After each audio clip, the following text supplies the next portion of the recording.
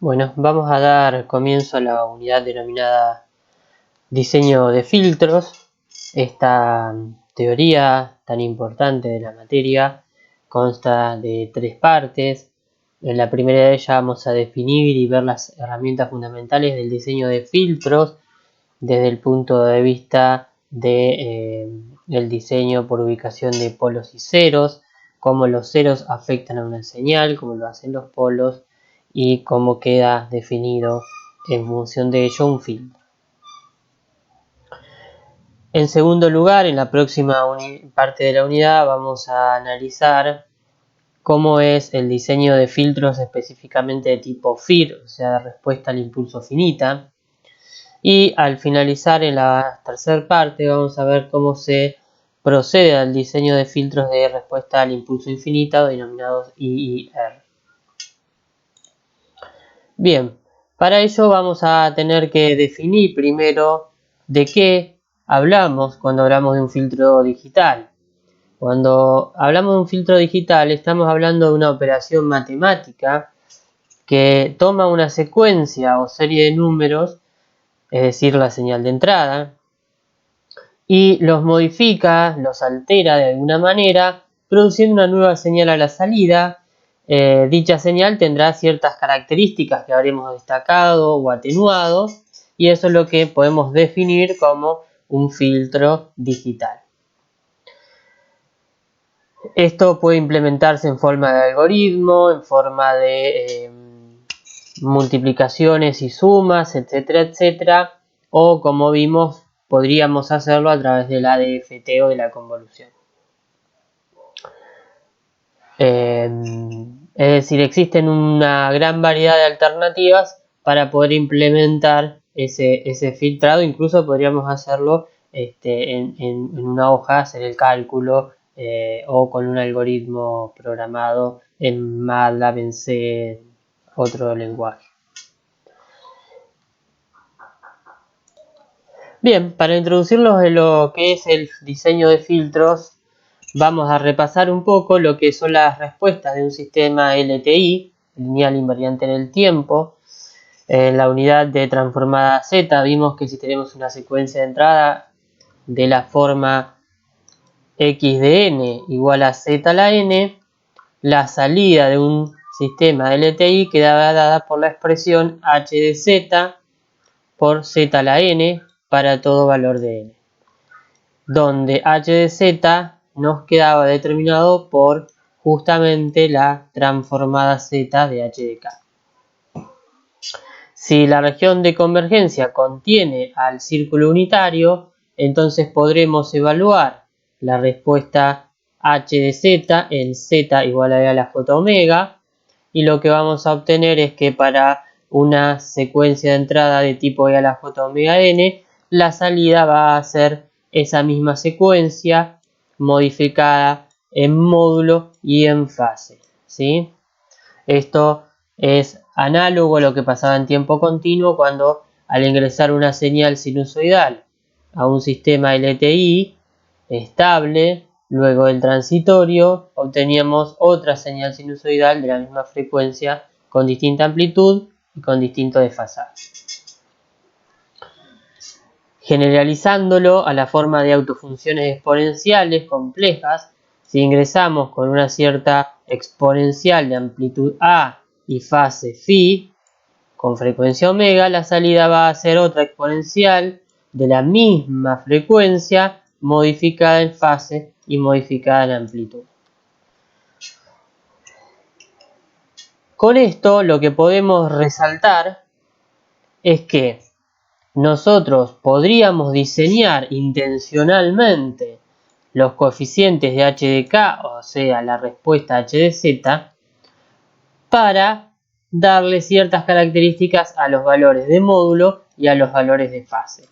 Y con ello modificar la señal que tenemos a la entrada y obtener una nueva señal que sigue. Esto, si lo hacemos en forma digital, es lo que vamos a denominar como filtros digitales.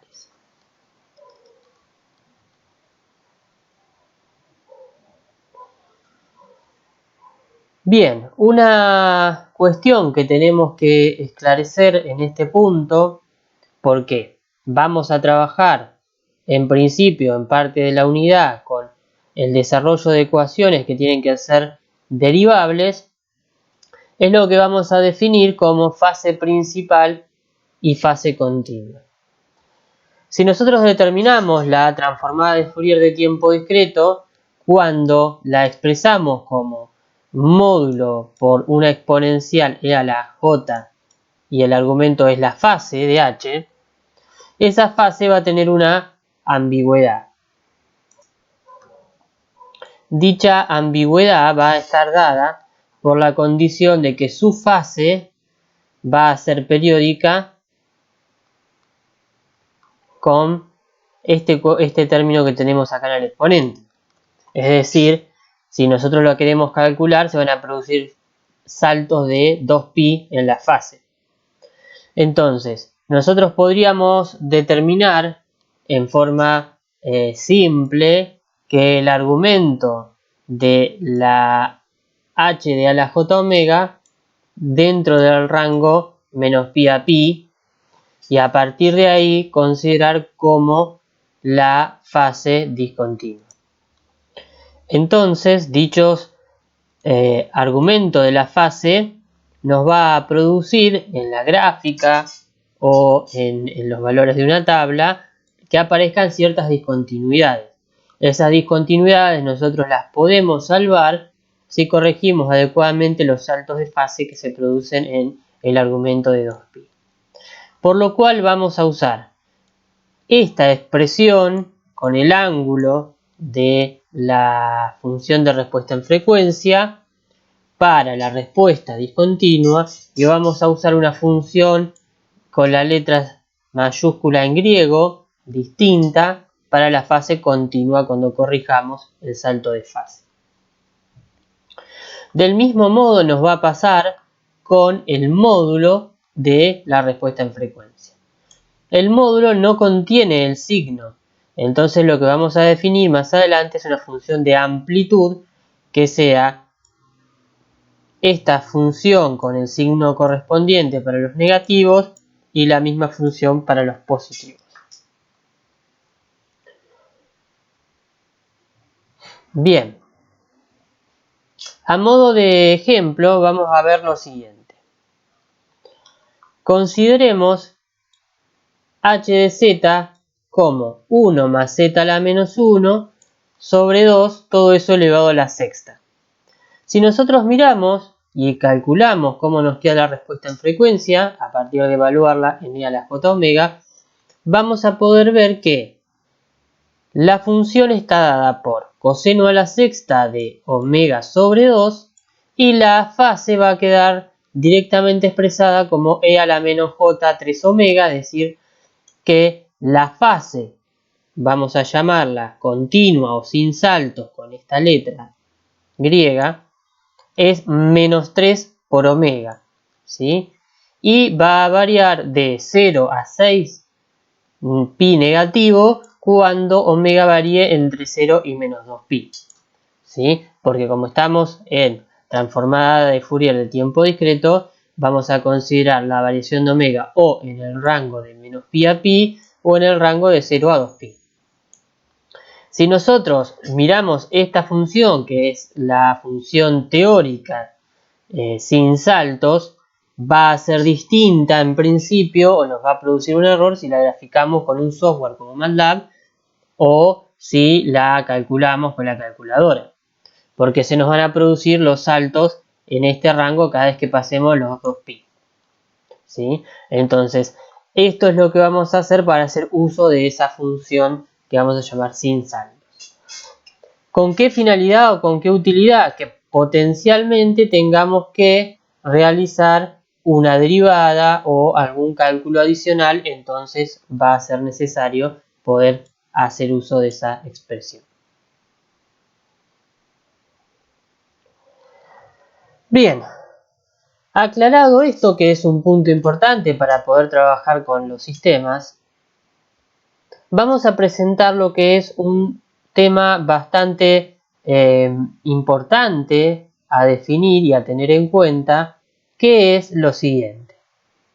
los sistemas no distorsivos y los sistemas distorsivos. En líneas generales, a nosotros nos hemos visto envueltos en reiteradas oportunidades en considerar la distorsión de un sistema en la magnitud. Pero vamos a ver qué pasa con la fase. Para ello entonces vamos a definir como primer caso lo que vamos a denominar como sistemas no distorsivos. En ello lo que vamos a considerar es que si tenemos a la señal de entrada x de n, a la salida, la nueva señal, la señal modificada, va a ser la misma señal x de n desplazada cierta cantidad n de y modificada en magnitud por una ganancia constante, ¿sí? Es decir, vamos a decir que un sistema es no distorsivo cuando la señal a la salida es la misma señal que a la entrada, desplazada en el tiempo y con un valor de ganancia un poco mayor o un poco menor o idealmente una ganancia unitaria, ¿sí? Pero con que sea una constante vamos a decir que el sistema es no distorsivo. Claramente, las características de mi señal no se me van a ver modificadas, ¿sí? De hecho, si yo miro la respuesta en frecuencia de la salida del sistema, va a ser la misma forma que la respuesta de la entrada, salvo por una ganancia y un desfasaje que está dado por el término nd, ¿sí? La segunda expresión la puedo obtener a partir de la transformada de la primera. Entonces la respuesta en frecuencia de un sistema no distorsivo va a estar dado por una ganancia que va a ser constante y un desfasaje que va a tener esta forma, ¿sí?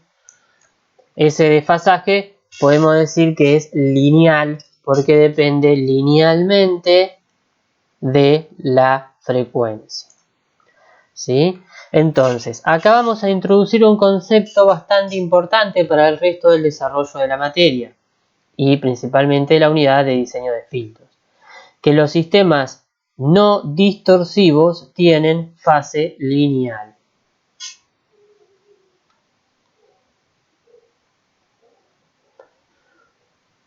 Después vamos a considerar como sistema distorsivo dos tipos de sistemas distorsivos. Los que nos distorsionan la magnitud y los que nos distorsionan la fase. Los que nos distorsionan la magnitud los vamos a definir como aquellos cuyo módulo de su respuesta en frecuencia no es una constante. Todo sistema que cumpla esa condición lo vamos a definir como sistema distorsivo de magnitud. Y los sistemas que no son distorsivos o que no distorsionan la magnitud de una señal son aquellos que denominamos pasa todo, ¿sí? Cualquier señal que ingresa al sistema sale simplemente con una ganancia mayor o menor.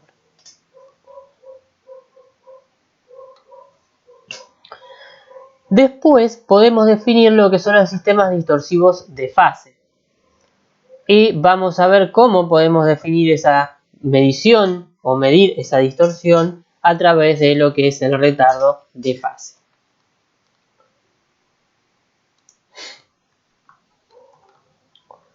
Los sistemas distorsivos en fase vamos a considerar cuando la función de fase es diferente a una fase lineal de la forma menos W por ND. Entonces, cuando no se cumple esa distorsión, hablamos de sistemas de distorsión de fase. Esta condición es importante y lo vamos a ver en un ejemplo más adelante, porque en líneas generales uno considera que lo que me modifica, me altera las características y la forma de la señal es la magnitud. Pero, como vamos a ver, la fase tiene la misma o mayor importancia en cuanto a la distorsión. Entonces, si consideramos una señal de un solo tono, un coseno, la salida o la respuesta del sistema a esa señal de entrada va a quedar dada por la misma señal, un coseno con la misma amplitud, pero modificada por el módulo de la respuesta en frecuencia, evaluado en la omega asociada a la señal de entrada, la fase que tenía originalmente la señal de entrada, más el desfasaje que introduzca la respuesta de mi sistema. Si saco factor común omega, esto me va a quedar de la siguiente manera. Me va a quedar la amplitud de la salida, el coseno de omega por n más phi x sobre omega, que esto está asociado a la señal de entrada, al desfasaje original que tenía la señal, más este término que tengo acá, que es la fase de la respuesta en frecuencia del sistema, evaluado en la omega correspondiente, dividido omega. Este término de acá está dado en unidades de tiempo o retardo en unidades temporales, ¿sí?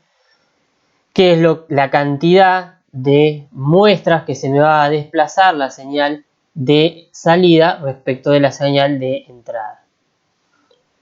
Y está asociado exclusivamente a la forma que tiene la respuesta en frecuencia en la fase respecto a la omega correspondiente.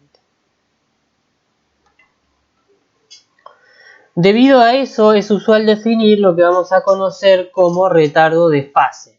Este término, que denominamos menos la fase de h en la frecuencia correspondiente omega sobre omega, es lo que denominamos como retardo de fase.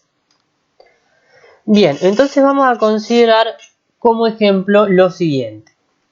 Consideremos este conjunto de señales x de n, donde su respuesta está compuesta por 3 senos o cosenos con amplitudes 1, menos 1/3 y 1/5, y con desfasajes 0, 0 y 0. ¿Sí? Son la suma de 3 componentes directamente relacionadas de esa manera. Y consideremos a la salida la siguiente situación. Consideremos las salidas I3, I4 y 5, donde vamos a tener las siguientes condiciones. En I3 la salida va a ser igual que I4 y 5 con ganancia constante, ¿sí? Cada término que ingresa sale con la misma amplitud, pero lo que va a cambiar es la fase. En el caso de I3, la fase va a ser constante, es decir, a todos los términos de cada cosenoidal de entrada se le va a sumar la misma cantidad de fase a través del sistema, que va a ser pi sobre 6. En el caso de la señal I4 corresponde a otro sistema donde la fase va a sumarse de forma lineal, es decir, va a ser menos pi sobre 4, menos 3 pi sobre 4 y menos 5 pi sobre 4. Y en el caso de I5 directamente va a ser una suma no lineal, ¿sí? Podemos ver entonces qué pasa con la señal de referencia. La señal de entrada, al ser la suma de 3 armónicas, nos va a quedar compuesta como la señal que vemos en la gráfica de arriba. Y fíjense, la señal I3, en la cual ingresaba las mismas señales con la misma amplitud y salían exactamente igual, o sea, no se modificaban o distorsionaban en cuanto a su amplitud, pero si se le sumaba una fase constante, fíjense que aparece distorsionada, ¿sí? Fíjense cómo cambia la forma de mi señal respecto a la señal original. Entonces vamos a estar hablando de un sistema que me está distorsionando la forma o la característica de mi señal. Si la señal tiene una suma lineal de fases, ¿sí? Fíjense que la forma de la señal es exactamente igual a la original, solamente que está desplazada en este punto, ¿sí? Es decir, un sistema que tiene ganancia constante y fase lineal no me está distorsionando la señal de entrada, ¿sí? Y obviamente, si consideramos que la ganancia es constante pero la fase no es lineal, la distorsión es muy importante. Entonces, a modo de resumen de esta parte, si consideramos un sistema que tiene ganancia constante y consideramos el caso de una ganancia constante, de una ganancia de fase lineal y de una no lineal, el único sistema que es no distorsivo es el que tiene fase lineal, ¿sí? De todas maneras, y a modo de adelanto, el caso de la fase constante, si bien produce una distorsión, puede llegar a ser una distorsión tolerable para algunos diseños de filtro. Lo que no podríamos tolerar es una distorsión de este tipo si queremos recuperar ciertas características de mi señal.